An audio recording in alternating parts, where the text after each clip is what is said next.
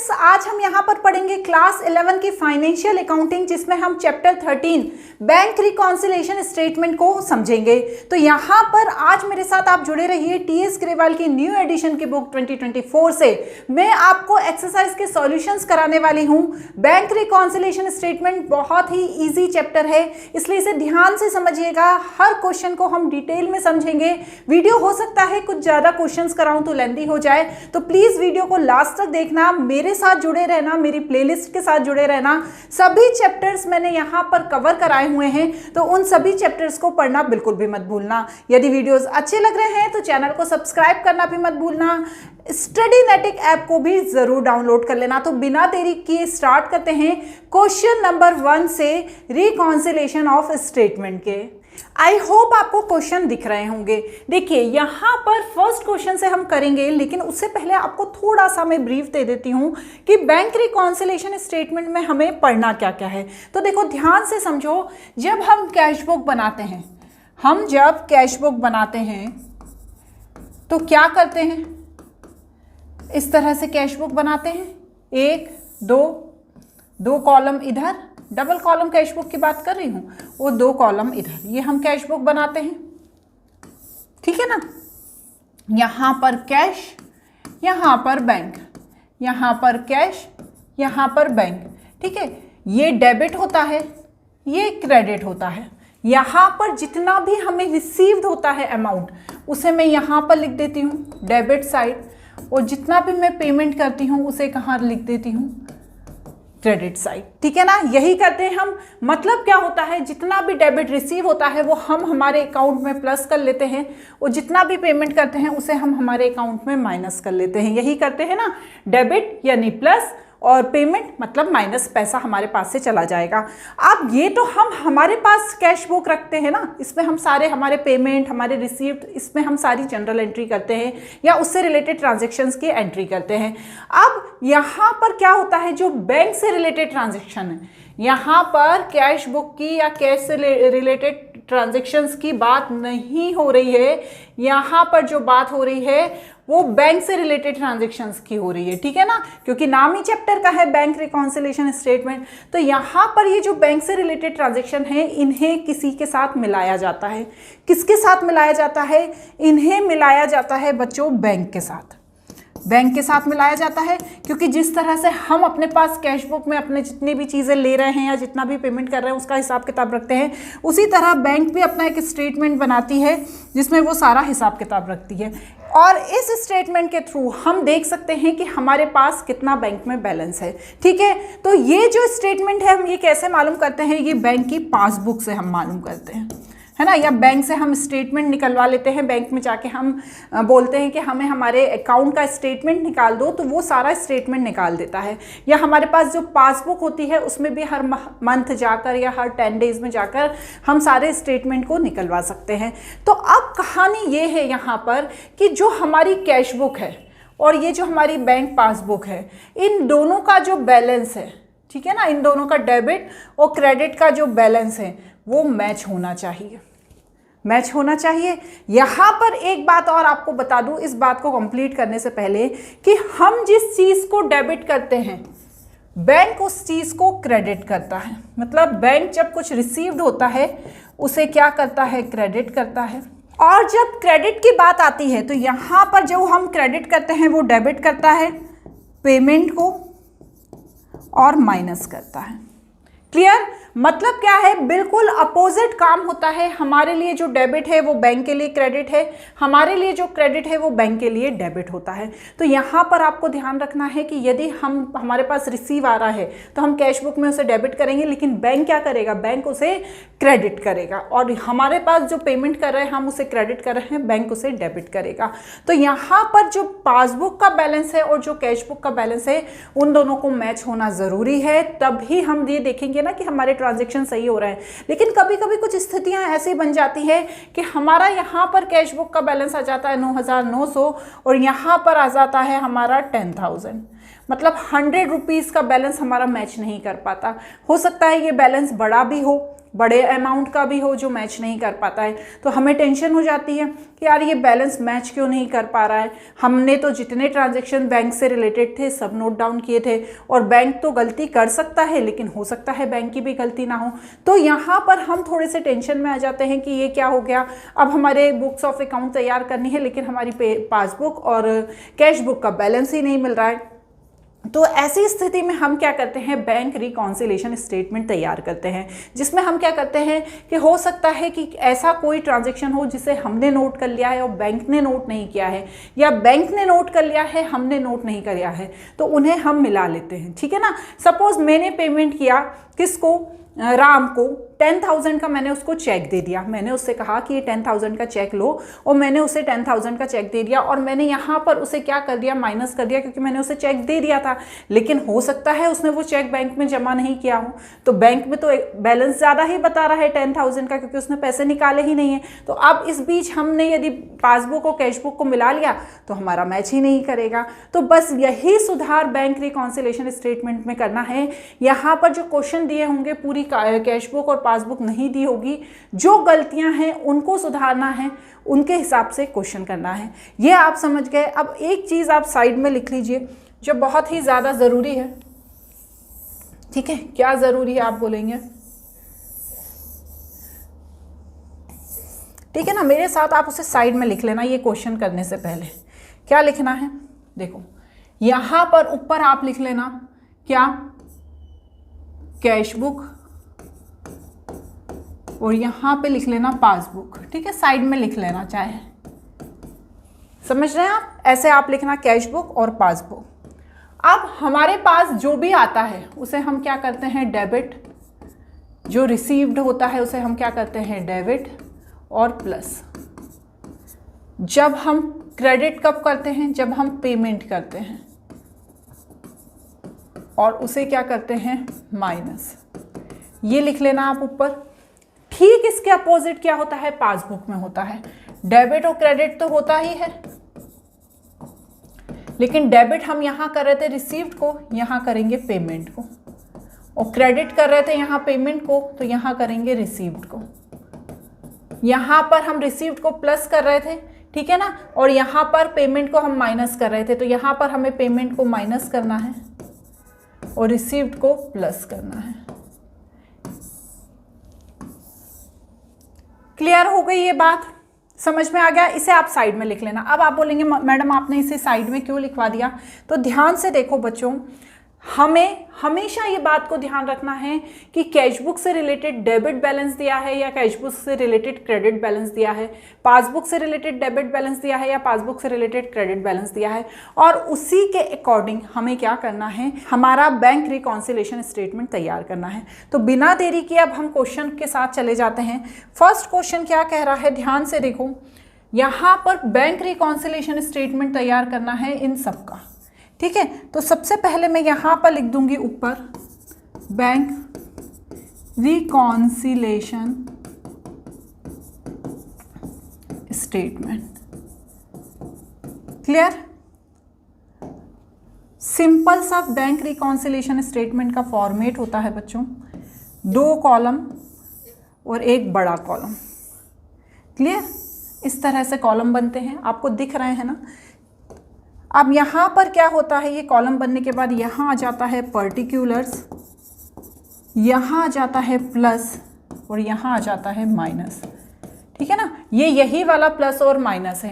अब आपको बस ये ध्यान रखना है कि जो क्वेश्चन में किस चीज़ का दिया है, कैश बुक का या पासबुक का।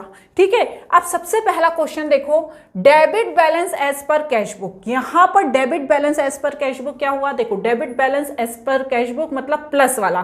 तो यहाँ पर मुझे फर्स्ट नंबर डाल के लिखना है debit balance as per cash book. Plus वाले में लिख देना आप 30,000, लिख दिया। उसके बाद सेकंड है cheque deposit but not clear. अब इसे ध्यान से समझो, एक चेक था मेरे पास आया था, ठीक है, किसी ने मुझे पेमेंट किया, मैंने उसे बैंक में डिपॉजिट कर दिया। जब मैंने उसे बैंक में डिपॉजिट कर दिया तो मैंने क्या किया, मैंने सोचा मेरे पास पैसा आ जाएगा, तो मैंने उसे बैंक में जमा कर दिया और मेरी कैश बुक में मैंने उसे ऐड कर लिया कि 2000 रुपीज़ मेरे पास आ गए।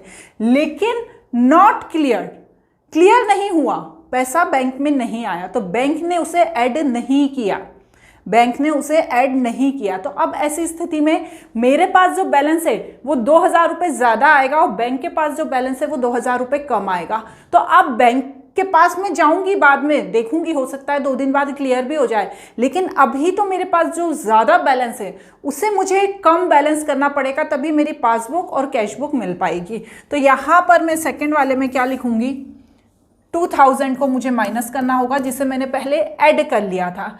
Check deposit but not clear.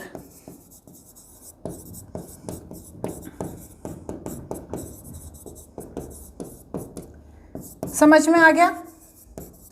Third वाला क्या बोल रहा है, आपको दिख रहा है ना, check issued but not presented for payment. मैंने किसी को चेक इशू किया था, ठीक है, मैंने किसी को 3000 रुपये दिए थे। तो जब मैंने उसे 3000 रुपये दिए थे तो मैंने सोचा मेरे पास से पैसे चले गए, मैंने कैश बुक में उसे पेमेंट करके माइनस कर दिया ना, जब मैं पेमेंट करूंगी तो मैं उसे माइनस करूंगी, लेकिन पेमेंट के लिए वो प्रेजेंट ही नहीं हुआ बैंक में।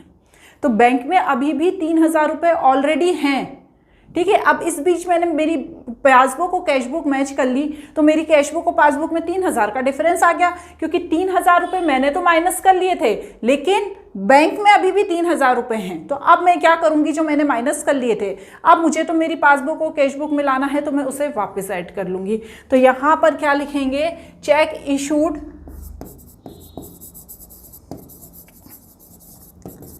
But not presented in bank. Clear? कितना? 3000। इसी तरह से नेक्स्ट है बैंक इंटरेस्ट रिसीव्ड, ठीक है। हम यहाँ पर इसे लेके चलेंगे कि हमें बैंक इंटरेस्ट रिसीव हुआ। अब जब बैंक इंटरेस्ट रिसीव हुआ तो बैंक ने तो उसे ऐड कर लिया, पर मैंने तो ऐड ही नहीं किया, क्योंकि मुझे पता ही नहीं चला कि बैंक में इंटरेस्ट आ गया है। तो अब मैं क्या करूँगी, उसे ऐड कर लूँगी। तो बस आप भी ऐड कर लो उसे, बैंक इंटरेस्ट 400। अब हम इसका बैलेंस कैसे देखेंगे, अब हम इसका बैलेंस यदि हमें देखना है तो हम क्या करेंगे, इनको प्लस करो एक तरफ से, ये कितना हो गया 33,400, ठीक है ना। मैं ज़रा 33,400, इसमें से जब मैं 400 है 2000 माइनस करूँगी तो 31,400 आ जाएगा। अब बच्चों हमें हमारी कैश बुक किससे मिलानी थी, हमें हमारी कैश बुक मिलानी थी हमारी पासबुक से। तो हम क्या लिखेंगे यहाँ पर, balance as per passbook. So simple. कहानी ये है कि जो चीज़ हमसे छूट गई है, ठीक है ना, और बैंक ने उसकी एंट्री कर ली है, तो हमें उसे ऐड कर लेना है। जो चीज़ बैंक से छूट गई है और हमने उसे ऐड कर लिया है तो उसे माइनस कर लेना है, क्योंकि हमें उस पर्टिकुलर डेट पर हमारी पासबुक और कैश बुक को मैच करना है, इसलिए हमें ये सब कहानी करनी है। हो सकता है बैंक की गलती हो, बैंक ने कुछ छोड़ दिया हो, लेकिन हमें आज की बात कर रहे हैं, 2 दिन बाद जाके हम बैंक से बात करेंगे तो बैंक उसे ऐड कर लेगा। तो यहाँ पर मेन जो सारा टारगेट है पासबुक एंड कैश बुक को मैच करने का है। चलो इसके बाद इसका सेकेंड क्वेश्चन देखते हैं।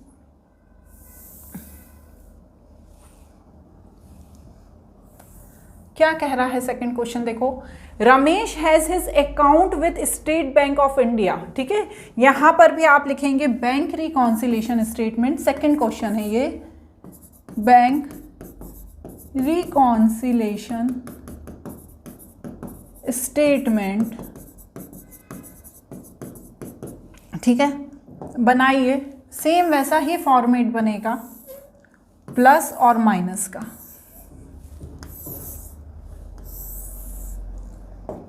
Particulars plus and minus. Clear? अब यहाँ पे क्या कह रहे हैं ये कि रमेश का अकाउंट था स्टेट बैंक ऑफ इंडिया में, उसकी कैशबुक के अकॉर्डिंग उसका बैलेंस था 31 मार्च 2024 को 72,950। तो कैशबुक का बैलेंस एज पर कैशबुक कितना हुआ 72,950, ठीक है ना। ही Saint check 90,075 to bank for collection but check amounted 43769 were not collected by the date। देखो यहां पर उसने चेक सेंड किया कलेक्शन के लिए, ठीक है, चेक सेंड किए कलेक्शन के लिए, किसी ने उन्हें चेक दिए थे, कितने अमाउंट के 90,075 के चेक दिए थे, तो उन्होंने बैंक में भेजे कि इतना पैसा अब मेरे पास आ जाएगा। तो उन्होंने क्या किया था, जब चेक सेंड किए थे तब उन्होंने ऐड कर लिया था कैशबुक में कि अब मेरे पास इतना पैसा आने वाला है, क्योंकि मुझे सबने जो इतने सारे चेक दिए हैं 90,075 के, अब इतना पैसा मेरे पास आ जाएगा। लेकिन जब वो बैंक में दिया उन्होंने, तो ये जो पर्टिकुलर डेट थी उस डेट पर 43,769 के चेक का पैसा कलेक्ट नहीं हो पाया। अब इन्होंने तो क्या कर लिया था, ऐड कर लिया था, लेकिन इतना कलेक्ट नहीं हो पाया। तो अब जो इन्होंने ऐड किया था पूरा का पूरा, उसमें से जो बचा हुआ माइनस करके देखेंगे, मतलब बचा हुआ का तो पैसा आ गया, लेकिन इस अमाउंट का पैसा नहीं आया। तो अब ऐसी स्थिति में इन्हें क्या करना पड़ेगा, ये जो अमाउंट है इसे वापस माइनस करना पड़ेगा। क्यों? क्योंकि इन्हें कैशबुक को पासबुक मिलानी है। तो बस हम यहीं पे ये करेंगे, लिखो क्या लिखना है, cheque sent for collection but complete amount not collected.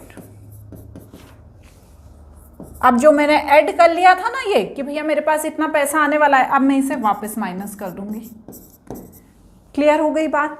आगे क्या कह रहे हैं, out of check issued by him in payment his डेब्ट। उसने क्या किया, अपने कुछ चेक इशू किए पेमेंट के लिए, किसी को देना था उसको। Cheque for 29300 what not presented for payment, ठीक है। उसने जब चेक दे दिए जिसको उसे पेमेंट करना था। अब जब उसने जैसे ही उसने जितने भी अमाउंट के चेक दिए होंगे अपने अकाउंट से माइनस कर लिया होगा कि इतने अकाउंट से मेरे पैसे कट जाएंगे, माइनस किया होगा ना कैशबुक से कि मैंने इतने के चेक दिए हैं, अब ये अमाउंट मेरे अकाउंट से कट जाएगा। तो अब लेकिन उसमें से 29,344 के प्रेजेंट ही नहीं हुए, तो उतना पैसा कटा ही नहीं। तो आपके पास तो कटा हुआ बता रहा है कैशबुक में, लेकिन जो बैंक की पासबुक है उसमें इतना पैसा और बता रहा है। तो अब आप बैंक के पास जाओगे बाद में 2-4 दिन बाद, और हो सकता है 2-4 दिन बाद ये क्लियर भी हो जाए, लेकिन जब आज की डेट पे आपको पासबुक और कैशबुक मिलानी है तो ऐसी स्थिति में जो आपने माइनस कर लिया था इसे वापस प्लस कर लेंगे, ठीक है ना। आप कह देंगे कि अभी नहीं, अभी हमारे पास ही है, ठीक है। तो यहाँ पर 1 2 3 करके डाल लो, cheque issued but not presented for payment, issued but not presented for payment. तो इसे मैंने वापस ऐड कर लिया, कितना 29344। अब चलिए कैलकुलेशन करते हैं।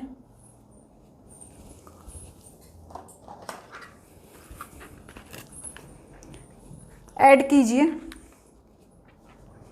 72,950 प्लस 29344, तो यहाँ पर आ जाएगा 102294।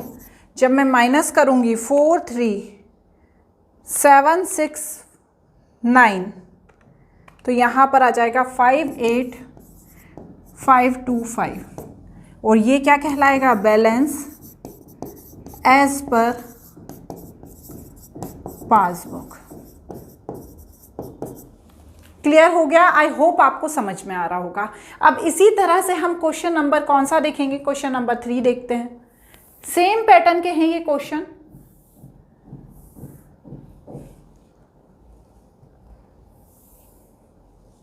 कुछ बच्चे शिकायत कर रहे थे कि जो मेरे प्रीवियस चैप्टर्स हैं उसमें मैंने इस तरह से लिख कर नहीं बताया। सिर्फ इसका ये रीज़न था कि टाइम बहुत लगता है लिखने में, वीडियो बहुत ज़्यादा लेंदी हो जाते हैं, इस कारण सिर्फ एक्सप्लेन किया था मैंने। लेकिन मुझे कोई दिक्कत नहीं है, यदि आप मेरे वीडियोस को देखकर पढ़ना चाहते हैं तो बिल्कुल मैं पढ़ा सकती हूँ, उसमें मुझे कोई प्रॉब्लम नहीं होगी। अब देखो क्या बोल रहे हैं, 30 दिसंबर 2023 को जो कैश बुक का बैलेंस था वो 12,000 था। तो यहाँ पर बैंक रिकॉन्सिलिएशन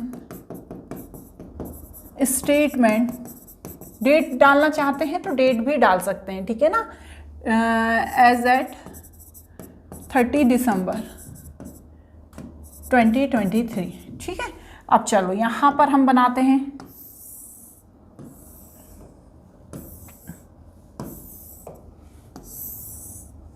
चलिए क्या लिखेंगे यहाँ, पर्टिकुलर्स प्लस ओ माइनस, क्या बोल रहे हैं, balance as per cash book. कितना है balance as per cash book, 12,000, तो इसे यहां पर मैं प्लस कर दूंगी, ठीक है। ये तो आपको समझ में आ ही गया होगा।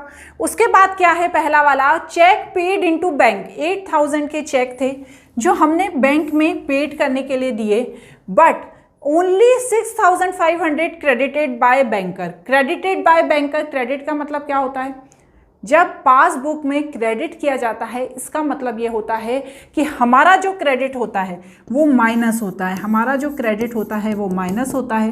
बैंक का जो क्रेडिट होता है, ये कैश बुक का है, हमारा जो क्रेडिट होता है कैश बुक का वो माइनस होता है, और जो पासबुक है उसका क्रेडिट हमेशा प्लस होता है।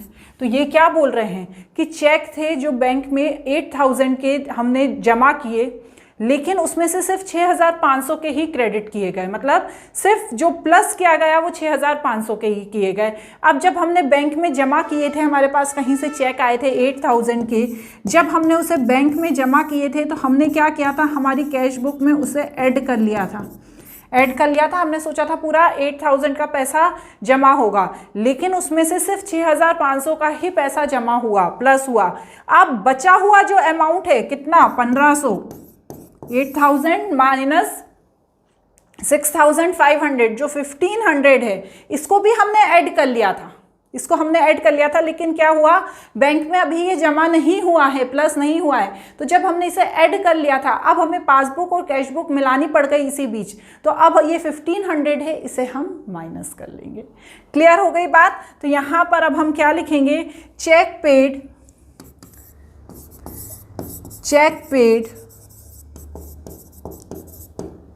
बट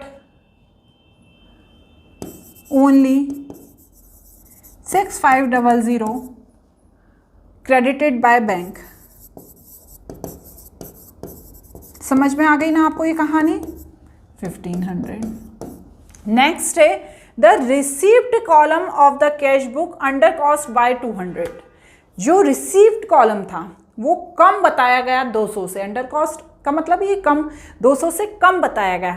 तो अब मुझे क्या करना होगा, उसे ऐड करना होगा, तो बस करिए। यहाँ पर लिखिए क्या है, the received column of cash book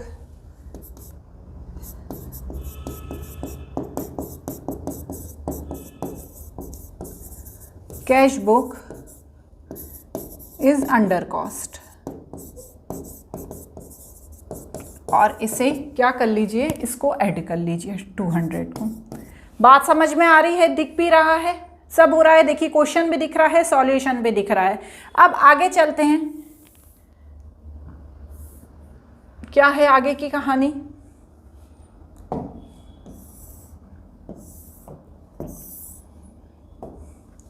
next क्या है, on 29 December the customer deposit 3,000 directly to bank account.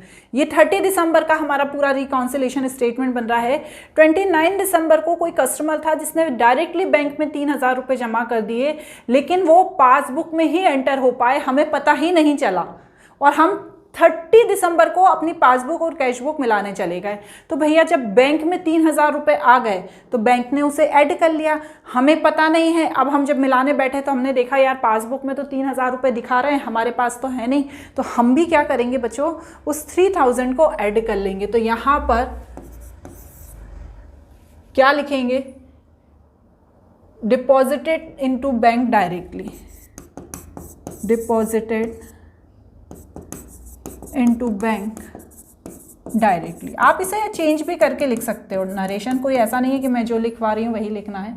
तो इसे क्या लिखेंगे, कितना अमाउंट है 3000 का।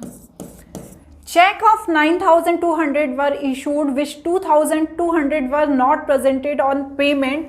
आगे क्वेश्चन छूट गया है बच्चों, मुझे लगता है, हाँ, पेमेंट ऑफ 15 जनवरी 2024। तो देखो कहानी ये हो रही है कि चेक थे, ठीक है, चेक थे 9200 के जो इशू किए गए। जब इशू किए गए तो इन्होंने क्या किया, चेक को इशू कर दिया, लेकिन जो 2200 है वो प्रेजेंट ही नहीं हुए पेमेंट के लिए। तो अब जो ये 2200 है मैंने पहले माइनस कर लिए थे, लेकिन ये प्रेजेंट ही नहीं हुए, तो मुझे इन्हें क्या करना होगा बच्चों, इन्हें मुझे ऐड करना होगा। तो यहाँ पर check issued but not presented for payment। मैंने माइनस कर लिए थे, लेकिन 2200 के पेमेंट के लिए मेरे पास आए ही नहीं। तो मैं क्या करूँगी, उसे वापस ऐड कर लूँगी, क्योंकि मैंने जब कैश बुक में एंट्री की थी तो ये पूरा ही अमाउंट मैंने माइनस कर लिया था। लेकिन इसमें से 22 के क्या हुए, 2200 के लिए पेमेंट के लिए प्रेजेंट ही नहीं हुए, तो मुझे उसे ऐड करना है। क्लियर। अब इसमें बच्चों 2-3 ट्रांजेक्शन छूट गए हैं, मैं ओरली बोल देती हूँ। पासबुक शो क्रेडिट बैलेंस 330, ठीक है, पासबुक शो क्रेडिट बैलेंस है, ठीक है, 330, मतलब इसमें ये प्लस में आ रहा है। तो अब इनके पास प्लस में है, तो इनका मतलब ये अमाउंट कहीं से आया होगा, लेकिन हमने उसे लिखा नहीं, तो हम भी उसे प्लस कर देंगे। पासबुक शो क्रेडिट बैलेंस, यदि उसने ऐड किया है क्योंकि उसके पास आ गया होगा, बैंक के पास कहीं से इंश्योरेंस का आ गया होगा, इंटरेस्ट या कहीं से भी पैसा आ गया होगा, तो इसे हम ऐड कर लेंगे। नेक्स्ट क्या है, इसी में आगे है 60 bank charge. Bank charge bank ने काट लिए, किसी भी चीज़ के काट लिए होंगे, चार्जेस लेती रहती है वो, तो हम भी काट लो इसी में बैंक चार्जेस। समझ में आया। उसने माइनस किया है तो हमें भी माइनस करना है, उसने प्लस किया है तो हमें भी प्लस करना है, क्योंकि अभी हमें सुधार करना है। बैंक को तो हम ज्ञान बाद में जाके दे देंगे कि आपकी ये गलती थी, लेकिन आज की डेट में हमें हमारी पासबुक और कैश बुक को मिलाना है। चलिए अब इसी तरह से अब इसको आप ऐड करके देखो। लास्ट एक और है, sorry, the bank had wrongly debited the account of Gurman 2000 which was rectified after 31 December. Wrongly debited, debited का मतलब क्या होता है कि गलती से जो पेमेंट है, ठीक है ना, पेमेंट है किसको कर दी, गुरमन को कर दी 2000 की, तो पैसा कट गया बैंक में से, गलती से कर दी, ठीक है। रॉन्गली डेबिटेड, यदि क्रेडिट होता है तो प्लस करते हैं, डेबिट होता है तो माइनस होता है, और माइनस का मतलब पेमेंट चली गई, पेमेंट चली गई, गलती से डेबिट हो गया गुरमन के अकाउंट में 2000। तो बैंक का अकाउंट का जो बैलेंस है वो कम है, और हमने तो भैया किसी को पेमेंट किया ही नहीं है, वो बाद में बैंक रेक्टिफाई करेगा। तो अभी हम क्या करेंगे, हम भी वही गलती करेंगे और 2000 हमारे पास से माइनस कर देंगे। क्लियर हो गया। wrongly debited by बैंक, ठीक है ना। आप है ना बच्चों, कभी भी कंफ्यूज नहीं होना डेबिट क्रेडिट को लेके, बैंक में बिल्कुल अपोजिट चलता है। यदि बैंक बोल रहा है कि बैंक ने डेबिट किया है तो मतलब क्या किया है, उसने किसी को पेमेंट किया है। यदि बैंक बोल रहा है कि उसने क्रेडिट किया है तो मतलब क्या होता है, उसके पास पैसा आया है। तो उसने क्या किया है, गलती से पेमेंट किया है तो 2000 रुपये माइनस कर दिए, तो हम भी वही गलती करके 2000 रुपये माइनस कर देंगे। अब चलिए हमें क्या निकालना है, बैलेंस। करिए प्लस 12,000 प्लस 200 ही था ना ये, 200 प्लस 3000 प्लस 2200 प्लस 330। तो यहाँ पर आ गया 17730। माइनस करो, माइनस 1500 -2060, तो यहाँ पर आ गया 14170। ये क्या होगा? Balance as per passbook. Simple है, ठीक है ना। अब चलो नेक्स्ट क्वेश्चन करो। देखो बच्चों, थोड़ा सा वीडियो यदि लेंदी होता है तो होने दीजिएगा, कम से कम 5 क्वेश्चन तो हमें करना ही चाहिए। सोचे तो मैंने 8 क्वेश्चन थे, बट हाफ एन आवर तो हो ही गए हैं, तो हम जल्दी जल्दी से करते हैं। मतलब समझा के ही करूँगी, इतनी भी जल्दी नहीं करूँगी कि आपको कुछ समझ में ना आए, ठीक है। सिंपल सा वही बैंक रिकॉन्सिलिएशन स्टेटमेंट बनाओ।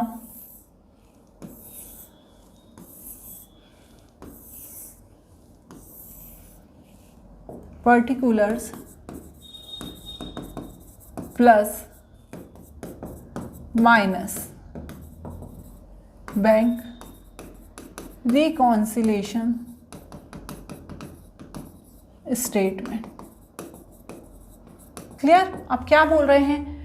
कैश बुक शो बैलेंस 12,500, तो हम यहां पर लिखेंगे बैलेंस एज पर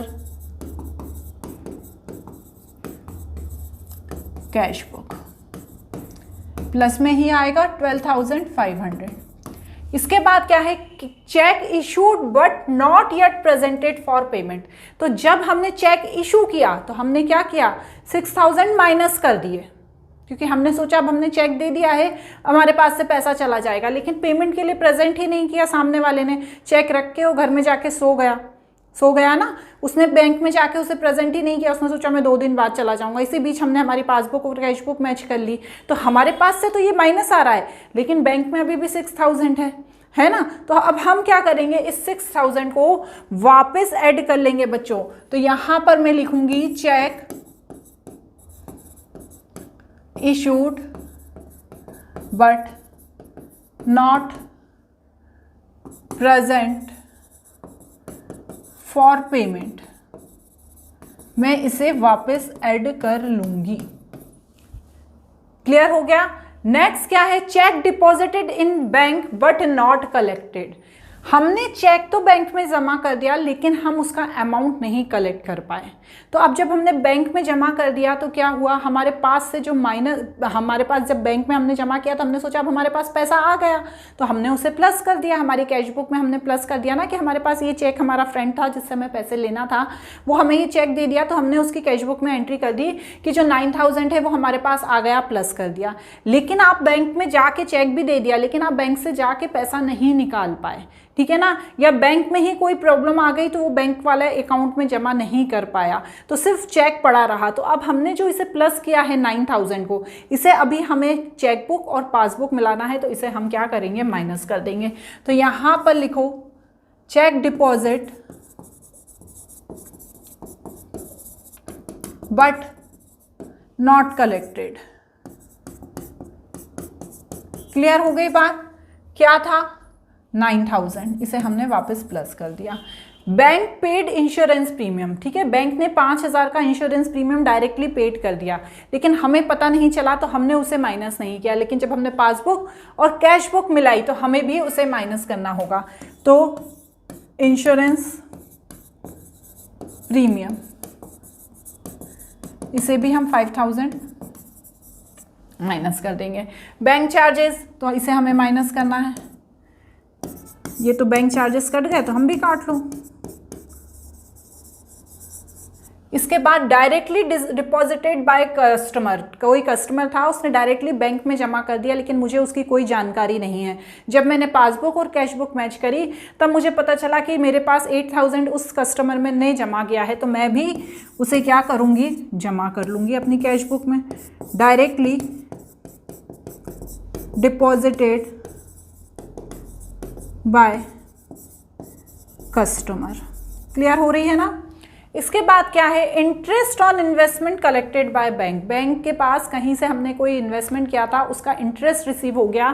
कितना हो गया? 2,000 का। हमने जब पासबुक से मिलाया तो हमने भी उस 2,000 को नोट कर लिया। Interest on investment collected by bank. Clear हुआ? अब क्या है आगे?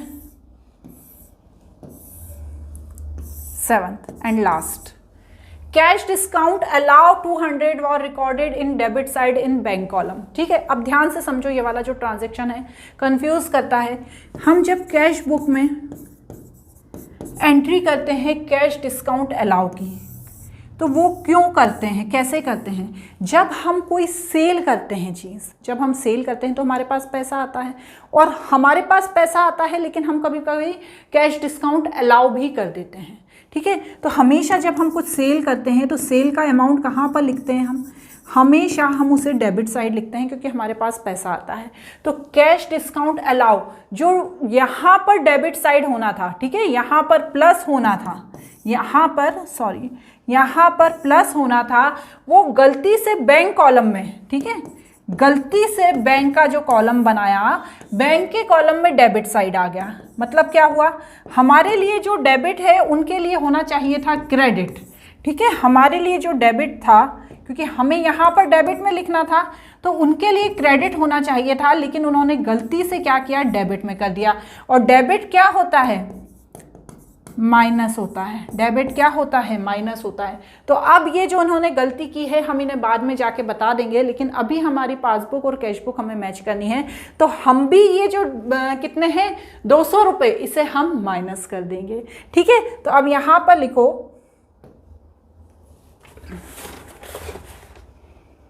Cash discount allow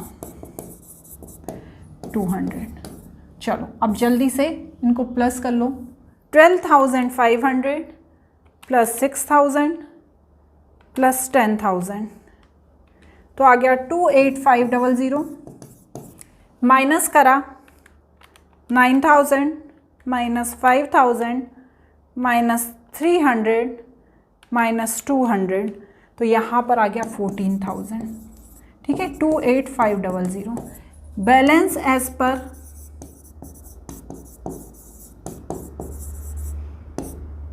passbook. बच्चों कोशिश तो मेरी पूरी थी कि मैं पूरे 8 क्वेश्चन तक कराऊं, बट 40 मिनट से ज़्यादा का वीडियो मैं नहीं बनाती हूँ। 5th, 6th, 7th, 8 ये 4 क्वेश्चन हम कल पढ़ेंगे। आज के लिए इतना ही, बाय बाय।